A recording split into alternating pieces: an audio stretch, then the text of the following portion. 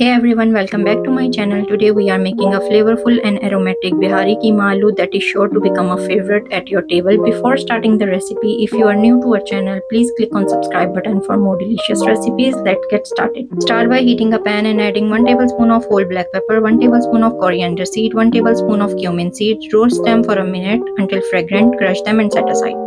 Next, in a large mixing bowl, add half kg of mince, 1 cup of yogurt, 1 fried onion, 2 tablespoons of ginger garlic paste and 1 tablespoon of chili paste, 3 chopped tomatoes and 5 cubed potatoes. Add the roasted spices. Then add 1.5 teaspoon of salt, 1 teaspoon of chili powder, 1 teaspoon of turmeric powder. Mix everything well, then cover and let it marinate for 4 hours or overnight. When you are ready to cook, heat 1 cup of oil in a pan. Once the oil is hot, add 3 sliced onion and fry them until they turn golden brown. Now add the marinated mince mixture. Stirring well, cover the pan and cook on high flame for 15 minutes. After 15 minutes, reduce the flame to the low and continue cooking until the potatoes are tender.